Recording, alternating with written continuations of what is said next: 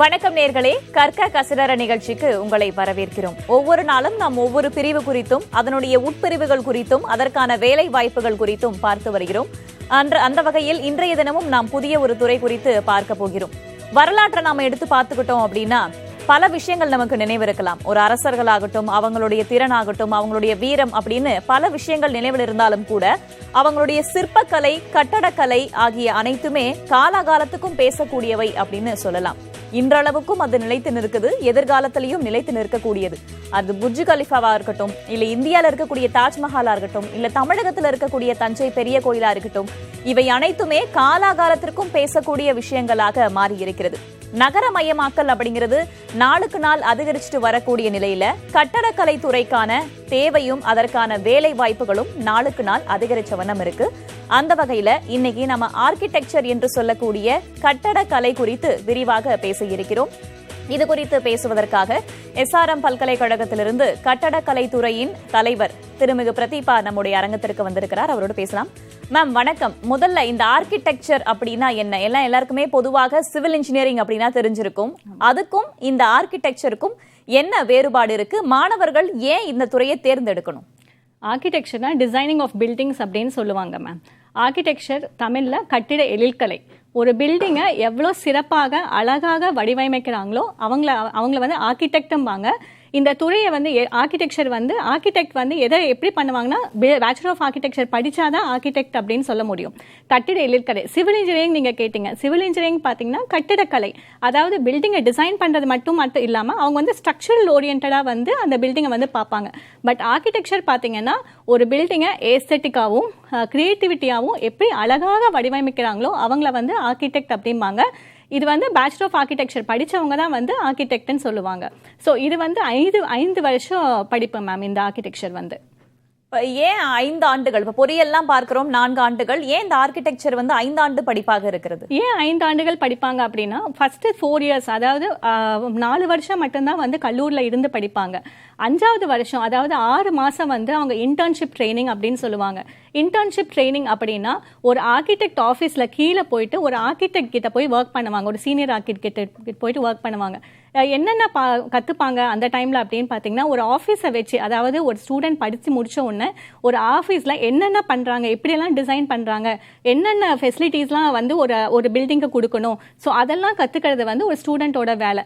So 6 மாசம் அந்த student வந்து ஒரு ஃபர்ம்ல, அதாவது ஆர்கிடெக்சரல் ஃபர்ம்ல போயிட்டு ஒர்க் பண்ணிட்டு காலேஜ்க்கு வருவாங்க. ஸோ அவங்க என்னெல்லாம் ஒர்க் பண்ணாங்களோ அது வந்து ஃபைனலாக வந்து 6 மாதம் கழிச்சு ஒவ்வொரு காலேஜ்லையும் ஒரு எவாலுவேட்டர் வச்சு செக் பண்ணுவாங்க. அதாவது அவங்க ஆஃபீஸில் என்னென்ன கற்றுக்கிட்டாங்க, என்னென்ன மாதிரி ஒர்க்லாம் அந்த ஆஃபீஸில் பண்ணுறாங்க. ஏன்னா அவங்க வந்து படித்து முடிச்ச உடனே அவங்க ஆஃபீஸ் வச்சு நடத்துறதுக்கு யூஸ் ஆகும். ஸோ இந்த 6 மாதம் வந்து இன்டர்ன்ஷிப்க்கு போயிடும்.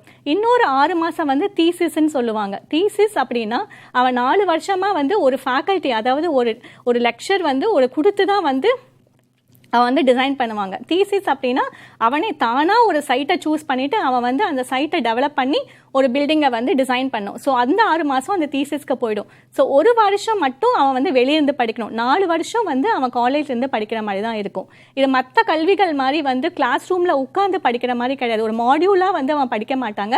இண்டிவிஜுவல் கிரியேட்டிவிட்டியை பேஸ் பண்ணி தான் இந்த ஆர்கிடெக்சர் கோர்ஸ் வந்து படிக்க முடியும். இப்ப 12ஆம் வகுப்பு முடித்த மாணவர்கள் இருக்காங்க, நேரடியாக அவங்க வந்து சேரலாமா? இல்ல 10ஆம் வகுப்பு முடித்தவங்க டிப்ளமோ மாதிரியான படிப்பெல்லாம் இருக்குதா? இதுல டிப்ளமோ இன் ஆர்கிடெக்சர் இருக்கு மேம். அது வந்து 3 வருஷம் படிப்பு. இப்ப வந்து பேச்சுலர் ஆஃப் ஆர்கிடெக்சர் வந்து +2 முடிச்சு பிசிக்ஸ், கெமிஸ்ட்ரி, மேக்ஸ் அதுல 50% வாங்கினாதான், எலிஜிபிலிட்டி ஸ்கோர் இருந்தாதான் ஆர்கிடெக்சர் படிக்க முடியும். இது மட்டும் இல்லாம எங்களுக்கு ஒரு என்ட்ரன்ஸ் எக்ஸாமினேஷன் இருக்கு. அந்த என்ட்ரன்ஸ் எக்ஸாம் யார் கண்டக்ட் பண்ணுவாங்கன்னா, கவுன்சில் ஆஃப் ஆர்கிடெக்சர் நியூ டெல்லியில இருக்க அவங்க தான் இந்த என்ட்ரன்ஸ் எக்ஸாமினேஷன் கண்டக்ட் பண்ணுவாங்க. நாட்டான்னு சொல்லுவாங்க. அந்த நாட்டான national aptitude test for architecture. இந்த நாட்டாவை வந்து 70 மார்க் வாங்கி பாஸ் ஆயிருந்தாதான் ஆர்கிடெக்சர் ஜாயின் பண்ண முடியும். ஸோ ஒரு மாணவன் வந்து ஆர்கிடெக்சர்ல ஜாயின் பண்ணணும் அப்படின்னா +2ல பிசிக்ஸ், கெமிஸ்ட்ரி, மேக்ஸ் இருக்கணும். அதுல 50% மார்க் இருக்கணும். பிளஸ் நாட்டா ஸ்கோர் வந்து 70 மார்க்ஸ் அவன் பாஸ் ஆயிருக்கணும். 200 மார்க்குக்கு எக்ஸாம் நடத்துவாங்க. அதுல 70 மார்க் பாஸ் மார்க் வாங்கியிருக்கணும். இப்போ நாட்டா எக்ஸாம் எழுதுறாங்க, ஒருவேளை 70% மதிப்பெண்கள் அவங்களால பெற முடியலன்ற பட்சத்துல மறுதேர்வுக்கான வாய்ப்புகள்லாம் இருக்கா? மறுதேர்வு இந்த பேண்டமிக் சிச்சுவேஷன்ல பாத்தீங்கன்னா 2 times வந்து எக்ஸாம் கண்டக்ட் பண்றாங்க. First time suppose student fail ஆயிட்டாங்க அப்படின்னா செகண்ட் டைம் வந்து ஜூலை 11ஆம் தேதி எக்ஸாம் இருக்கு. ஸோ அந்த டைம்ல அவன் இம்ப்ரூவ்மெண்ட் பண்ணி அந்த எக்ஸாமை பாஸ் பண்ணிக்கலாம். இப்போ 2-3 years பிஃபோர்லாம் பாத்தீங்கன்னா 1 time எக்ஸாம் தான் நாட்டா. ஸோ அந்த ஸ்டூடெண்ட் வந்து 1 year வெயிட் பண்ணி நெக்ஸ்ட் டைம் தான் வந்து எழுத முடியும் எக்ஸாம். ஸோ எப்பயுமே நாட்டா இந்த இப்போ 2 years 3 years பார்த்தீங்கன்னா 2 times நாட்டா வந்து கண்டக்ட் பண்ணுறாங்க. ஸோ இம்ப்ரூவ்மெண்ட் எக்ஸாம் வந்து 1 timeல ஃபெயில் ஆயிட்டாங்கன்னா நெக்ஸ்ட் டைம் இம்ப்ரூவ்மெண்ட் எக்ஸாம் எழுதி அந்த எக்ஸாம் அந்த மார்க்ஸ் வந்து ஸ்கோர் பண்ணிக்கலாம். இது டிப்ளமோ படிப்புகளுக்கு எடுக்கிறவங்களுக்கும் பொருந்துமா இந்த நாட்டா எக்ஸாம்? டிப்ளமோ படிச்சுட்டு ஆர்கிடெக்சர் ஜாயின் பண்ணணும் அப்படின்னா நாட்டா எழுதிட்டு தான் வந்து ஃபர்ஸ்ட் இயர்ல ஜாயின் பண்ண முடியும் மேம். ஓகே, ஆர்கிடெக்சர் செய்யணும்னா நாட்டா எக்ஸாம் எழுதணும், கம்பல்சரியா நாட்டா வந்து எழுதணும். சரி, நம்ம தொடர்ந்து பேசலாம். இந்தியால எங்கெங்கெல்லாம் கட்டடக்கலை படிப்புகளை கற்கலாம், அதற்கு எவ்வளவு செலவாகும் போன்ற விவரங்களை தராங்க நம்மளுடைய செய்தியாளர் கவியரசன். பழங்கால மன்னர்களுக்கு பல சிறப்புகள் இருந்தாலும் அவங்க அன்னைக்கு கட்டின கோயில்களும் அரண்மனைகளும் தான் இன்னைக்கும் நிலைச்சிருக்கு. அதனால கட்டடக்கலை அப்படிங்கிறது வெறும் படிப்பு இல்லை, அது வரலாற்றில் இடம் பிடிக்கிறதுக்கான ஒரு வாய்ப்பு. சரி, அதை படிக்கிறதுக்கு அடிப்படையில் என்ன தகுதி வேணும் அப்படின்னு பார்த்தோம்னா, முதல்ல கட்டடக்கலை மேலே ஆர்வம் வேணும். அப்புறம் நல்ல கற்பனை திறன் இருக்கணும், ஓவியத்திறன் இருக்கணும். +2ல் ஃபிசிக்ஸ், கெமிஸ்ட்ரி, மேக்ஸ் இந்த சப்ஜெக்டெல்லாம் படிச்சிருக்கணும். ரொம்ப முக்கியமாக தேசிய அளவில் ஒரு நுழைவுத் தேர்வு நடத்துகிறாங்க, national aptitude test for architecture அப்படின்னு சொல்லி 200 மார்க்குக்கு நடத்துவாங்க. அதில் கலந்துக்கிட்டு 70 மார்க் வாங்கினா தான் பாஸு. அப்படி பாஸ் பண்ணாதான் ஆர்கிடெக்சர் படிக்க முடியும். சரி, இதில் என்னெல்லாம் படிப்புகள் இருக்குது அப்படின்னு பார்த்தோம்னா, இளங்கலையில் பிஆர்க் அப்படின்னு ஒரு படிப்பு இருக்குது, முதுகலையில் எம்ஆர்க் அப்படின்னு ஒரு படிப்பு இருக்குது. பிஆர்க் வந்து 5 வருஷம், எம்ஆர்க் வந்து 2 வருஷம். தேவைப்பட்டால் பிஹெச்டி பண்ணணும்னு நினச்சாலும் பண்ணலாம். பிஆர்க்கில் வந்து பேசிக்காக ஒன்று தான் இருக்குது, ஆனால் எம்ஆர்க்கை பொறுத்த வரைக்கும் நிறைய பிரிவுகள் இருக்குது. அதெல்லாம் என்னென்னு பார்த்தோம்னா, digital architecture, sustainable architecture, landscape architecture, architectural design, project management, real estate management, urban design, interior architecture, இந்த மாதிரி பிரிவுகள்லாம் இருக்குது. சரி, எங்கெல்லாம் படிக்கலாம் அப்படின்னு பார்த்தோம்னா, நாடு முழுவதும் 475 கல்லூரிகளில் ஆர்கிடெக்சர் சொல்லித்தராங்க. தமிழ்நாட்டை பொறுத்த வரைக்கும் அண்ணா யூனிவர்சிட்டி அஃபிலியேட்டட் காலேஜஸ்ன்னு பார்த்தோம்னா ஒரு 82 காலேஜ் இருக்குது. அது மட்டும் இல்லை, டீம்டு யூனிவர்சிட்டின்னு பார்த்தோம்னா 16, ஆக மொத்தம் 98 காலேஜில் ஆர்கிடெக்சர் சொல்லித்தராங்க. எவ்வளோ செலவாகும் அப்படின்னு பார்த்தோம்னா, பிஆர்க் படிக்கிறதுக்கு அண்ணா யூனிவர்சிட்டி உறுப்பு கல்லூரியாக இருந்தால் குறைஞ்சது 3 லட்ச ரூபா ஆகும். அங்கே எம்ஆர்க் படித்தா 1,50,000 லட்சம் ரூபாய் வரைக்கும் செலவாகிறதுக்கான வாய்ப்பு இருக்குது. இதே டீம்டு யூனிவர்சிட்டி அப்படின்னா பிஆர்க் படிக்கிறதுக்கு குறைஞ்சது 6 லட்சம் வரைக்கும் செலவாகும், எம்ஆர்க்குக்கு 3 லட்சம் வரைக்கும் செலவாகும். இது இல்லாமல் பிற மாநிலங்கள்னு நம்ம போனோம்னா ஐஐடியிலலாம் சொல்லித்தராங்க. ஆனால் ஐஐடியில் படிக்கணும்னா அதுக்கு தனி என்ட்ரன்ஸ் எக்ஸாம் எழுதணும். என்ஐடியிலையும் இந்த படிப்புகள் சொல்லித்தராங்க. சரி, நான் படிச்சிட்டேன், எங்கெல்லாம் வேலை கிடைக்கும் அப்படின்னு கேட்டால், அரசு துறையை பொறுத்த வரைக்கும் பொதுப்பணித்துறை, பாதுகாப்புத்துறை, ரயில்வே துறை, இங்கெல்லாம் கட்டடக்கலை வல்லுநராக பணியாற்ற முடியும். நல்ல சம்பளமும் கிடைக்கும். ஏன்னா கவர்மெண்ட்டில் நிறைய ப்ராஜெக்ட்ஸ் பண்ணிகிட்டு இருப்பாங்க, அதிலெல்லாம் நம்ம வேலை செய்ய முடியும். தனியார்னு பார்த்தோம்னா கட்டடக்கலை தொடர்பான நிறுவனங்களில் பணியாற்றலாம், இல்லைன்னா சொந்தமாக நிறுவனம் தொடங்கி அதில் நம்ம ப்ராஜெக்ட்ஸ் எடுத்து பண்ணலாம். அப்புறம் கல்லூரிகளில் பேராசிரியராகலாம். இது மட்டும் இல்லை, வெளிநாட்டுக்கு போய் கட்டடக்கலை வல்லுநராக பணியாற்றலாம். சம்பளம்னு பார்த்தோம்னா குறைஞ்சது 15,000 ஆரம்பித்து லட்சக்கணக்கில் சம்பாதிக்கக்கூடிய வாய்ப்பு இருக்குது.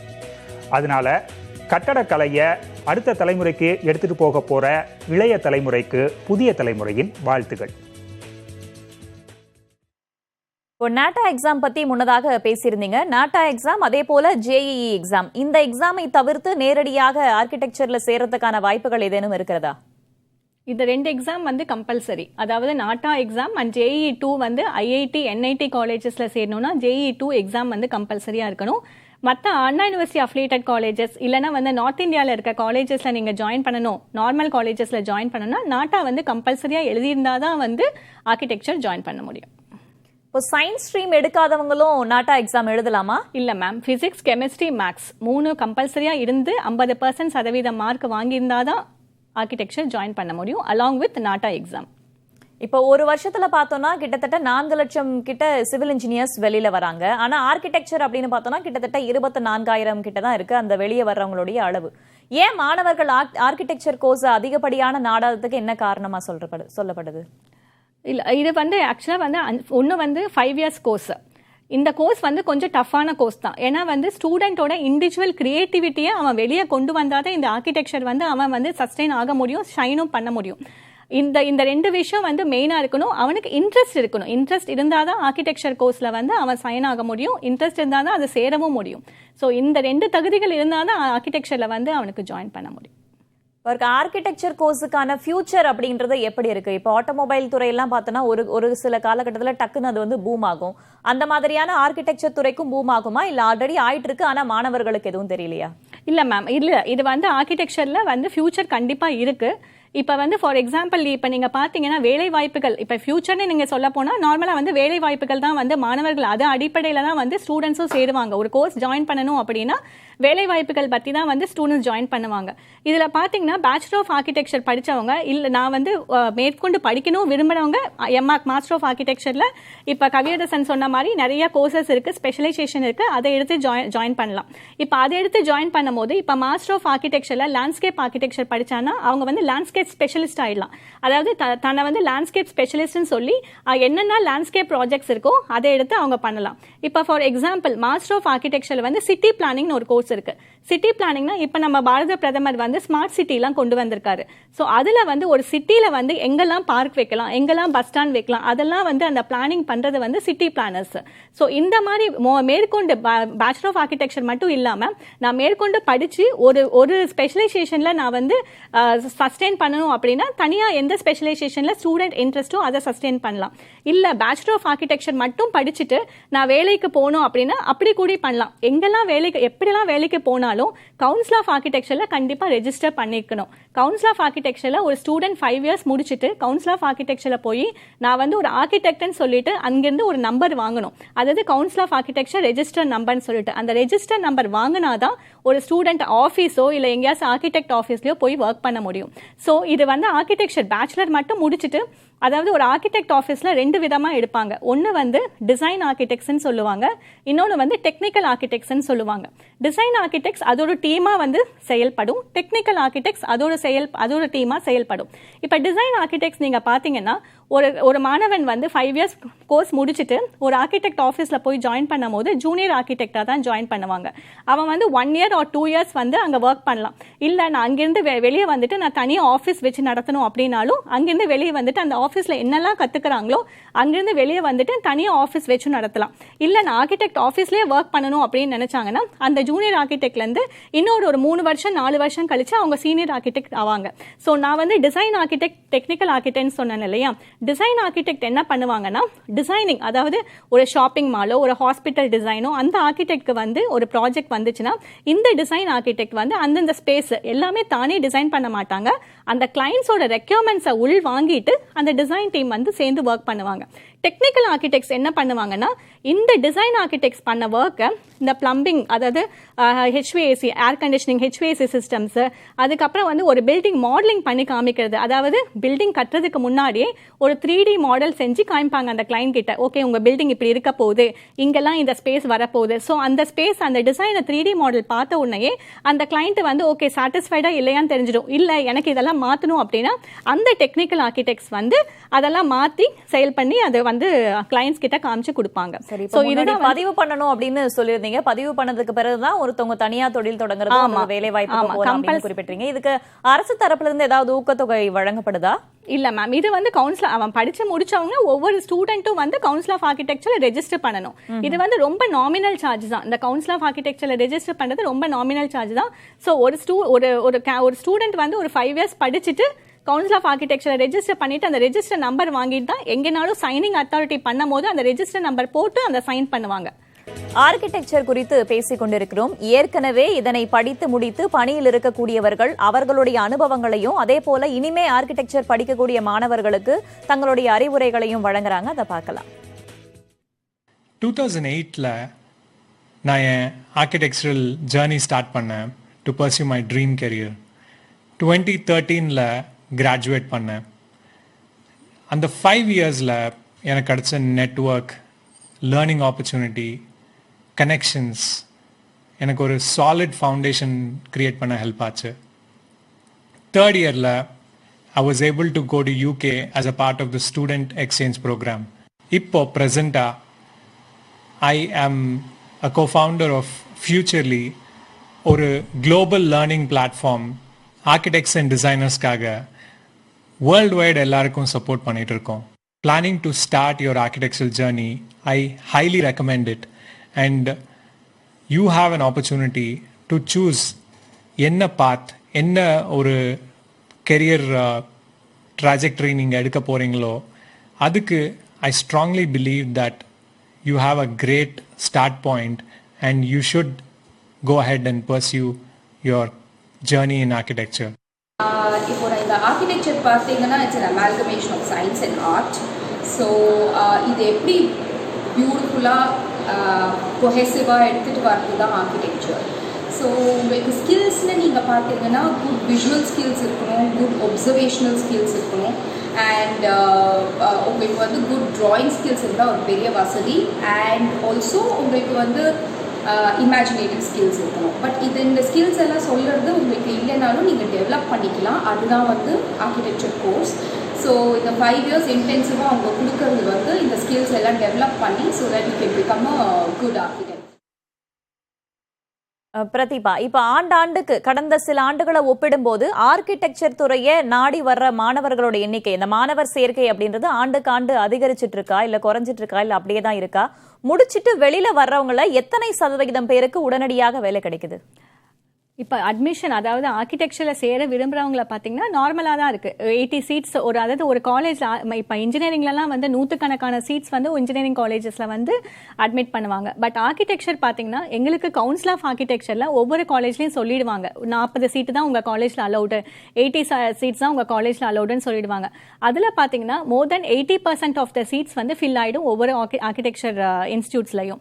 இப்போ வேலைவாய்ப்பு எப்படி படிச்சுட்டு வந்தவங்களுக்கு வேலைவாய்ப்புகள் இருக்கா அப்படின்னு பார்த்தா இது வந்து 2 விதமா போலாம். ஒன்னு வந்து இல்ல நான் வந்து ப்ரொஃபஷனலா தான் நான் ட்ரெயின் பண்ணணும், நான் வந்து பிராக்டிசிங் பண்ணணும் அப்படின்னா அந்த பர்டிகுலர் ஸ்டூடெண்ட் வந்து நான் சொன்னேன் இல்லையா, அதாவது ஒரு ஆர்கிடெக்ட் ஆஃபீஸ்ல போயிட்டு அவங்க வந்து ஒர்க் பண்ண ஸ்டார்ட் பண்ணலாம். இல்ல நான் வந்து அகாடமிக்ல வந்து இன்ட்ரெஸ்ட் அப்படின்னா அந்த ஸ்டூடெண்ட் வந்து பிஆர்க்கு 5 years முடிச்சுட்டு எம்ஆர்க் 2 years ஏதோ ஒரு ஸ்பெஷலைசேஷன் அவங்களுக்கு என்ன இன்ட்ரெஸ்டோ, ஸோ அந்த ஸ்பெஷலைசேஷன் நான் சொன்னது வந்து பிஆர்க்ல இதை பற்றி ஒரு பிரீஃப் படிச்சிடுவாங்க.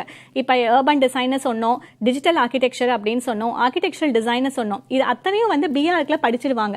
ஸோ பிஆர்க்ல படிக்கும் போதே அந்த ஸ்டூடெண்ட் வந்து அந்த பர்டிகுலர் சப்ஜெக்ட்ல வந்து இன்ட்ரெஸ்ட் வந்துடும். ஓகே நான் மாஸ்டர்ஸ் எடுத்து இதுல ஸ்பெஷலிஸ்ட் ஆகணும் அப்படின்னு சொல்லும் போது அவங்க மாஸ்டர்ஸ் படிக்கலாம். மாஸ்டர்ஸ் படிச்சுட்டு பிஹெச்டி பண்ணணும் அப்படின்னு, அதாவது அகாடமிக் லைன் டீச்சிங் லைன்ல போகணும் அப்படின்னு விருப்பப்பட்டவங்க பிஹெச்டி பண்ணி, அதாவது பிஹெச்டி அப்படின்னா ஃபுல் டைம் வந்து 3 years, பார்ட் டைம் வந்து 5 years பண்ணலாம். ஸோ பிஹெச்டி முடிச்சுட்டு ஒரு காலேஜ்ல வந்து ஒரு ப்ரொஃபஸர் இல்லைன்னா வந்து அசோசியேட் ப்ரொஃபஸரை ஜாயின் பண்ணலாம். ஸோ இது 2 விதமா போகலாம். ஒன்று வந்து ப்ராக்டிசிங்க்கும் போகலாம், இல்லை டீச்சிங்க்கும் போகலாம். இதுல பாதி பேர் பார்த்தீங்கன்னா நிறைய பேர் வந்து இன்டர்ன் பண்றாங்க. நான் சொன்னேன், அதாவது 4 years முடிச்சுட்டு ஃபைனல் இயர்ஸ்ல 9th செமஸ்டர்ல இன்டர்ன் பண்ணுவாங்க. அந்த இன்டர்ன் பண்ணும் போதே அவங்க வேலை வாய்ப்பு அவங்களுக்கு கிடைச்சிடும். எப்படி வேலை வாய்ப்பு கிடைக்குதுன்னு பார்த்தீங்கன்னா, இன்டர்ன்ஷிப் பண்ணும் போதே அந்த ஆர்கிடெக்ட் வந்து அந்த பர்டிகுலர் ஸ்டூடெண்ட்டுக்கு ஒரு 10,000 ஆச்சு மினிமம், இல்லை ஒரு 5,000 ஆச்சு மினிமம் வந்து ஒரு மந்த்லி வேஜஸ் சொல்லி ஃபீஸ்ன்னு சொல்லி கொடுத்துடுவாங்க. ஸோ அவங்க ஒர்க் பண்றதுக்கு அப்பயே வந்து அவங்க வந்து சம்பாதிக்க ஆரம்பிச்சிடுவாங்க. இந்த ஆர்கிடெக்சர் வேலை கிடைக்கிறதுக்கான படிக்கும் போதே வந்து இன்டர்ன்ஷிப்லயே அவங்களுக்கு வந்து ஜாப் சேலரி வாங்கிடுவாங்க. அதன் மூலமாக வேலை வாய்ப்பும் கூட வருங்காலத்தில் அதிகரிக்கிறதுக்கான வாய்ப்புகள் இருக்கு. நம்ம தொடர்ந்து பேசலாம். சமூக வலைதளங்கள் வாயிலாகவும் சில மாணவர்கள் நம்ம கிட்ட இந்த படிப்பு தொடர்பாக கேள்விகளை முன் வச்சிருக்காங்க, அதை பார்க்கலாம்.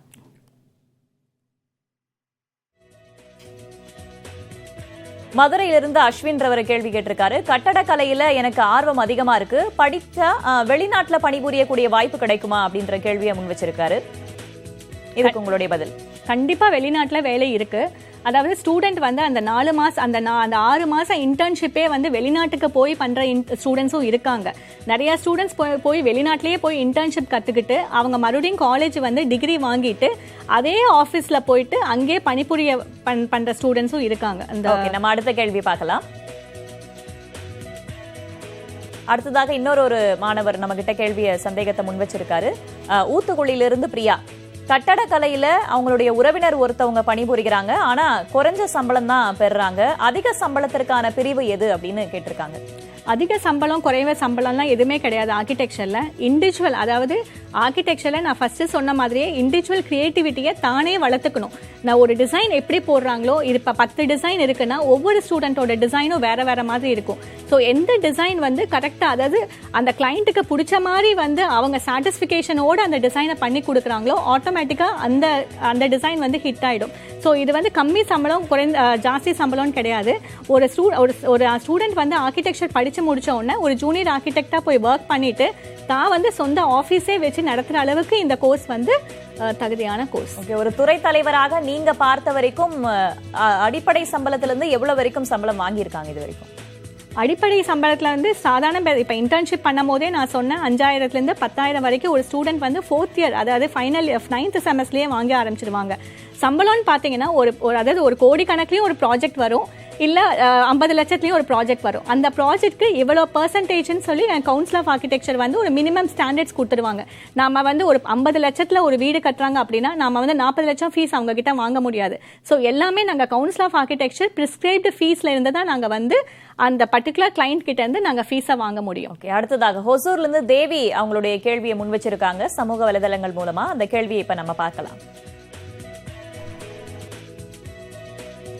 இளங்கலை படிச்சா மட்டுமே போதுமா, இல்ல முதுகலை அவசியமா இருக்கா, இல்ல PhD படிப்பு இருக்கா அப்படின்னு கேட்டிருக்காங்க. இளங்கலை படித்தால் போதுமா அப்படின்னா, ஒரு ஸ்டூடெண்ட் வந்து ப்ரொஃபஷனல், அதாவது தான் வந்து ஆர்கிடெக்ட் எக்ஸ்பீரியன்ஸ் இருக்கணும், நான் ப்ரொஃபஷனல் ட்ரைனிங் இருந்தால் போதும் அப்படின்னா அவங்க வந்து பேச்சுலர் ஆஃப் ஆர்கிடெக்சர் படிக்கலாம். ஆனால் எங்களோட அட்வைஸ் என்னன்னா, மாஸ்டர் ஆஃப் ஆர்கிடெக்சர் படித்தாதான் அந்த ஸ்பெஷலைசேஷனில் ஷைன் பண்ணி அவனுக்கு வேலை வாய்ப்பு அதிகரிக்கிறதுக்கு ஹெல்ப் பண்ணும் இந்த மாஸ்டர் ஆஃப் ஆர்கிடெக்சர் படித்தா. PhD இருக்கு, அது வந்து ஃபுல் டைம் வந்து 3 இயர்ஸ், பார்ட் டைம் வந்து 5 இயர்ஸ் அண்ட் அபவ் வந்து PhD வந்து இப்போ நிறைய யூனிவர்சிட்டிஸ்ல வந்து இருக்கு PhD. ஓகே, அடுத்ததா பெரம்பலூரில் இருந்து பிரசாந்த் அப்படின்றவர் அவங்களுடைய கேள்வியை முன் வச்சிருக்காங்க. அந்த கேள்வியை பார்க்கலாம். தமிழக அரசு அல்லது மத்திய அரசுடைய சார்பில் கட்டடக்கலைக்கான பணி இருக்கா, அதாவது அரசு பணி இருக்கான்னு கேட்டிருக்காரு. அரசு பணி இருக்கு. Public works department, ministry of central government, ministry of defence, ஆர்மியில் இருக்கு. இப்போ நம்ம பிரதமர் மோடி அவர்கள் வந்து ஸ்மார்ட் சிட்டின்னு டெவலப் பண்ணியிருக்காரு. அதில் நிறைய ஆர்கிடெக்ட்ஸை வந்து ரெக்ரூட் பண்ணிட்டு இருக்காங்க. ஸோ அரசு பணி இருக்கு. அதுக்கு சர்வீஸ் கமிஷன் எக்ஸாம்ஸ்லாம் எழுதி அந்த அரசு பணியில் வந்து ஜாயின் பண்ணிக்கலாம்.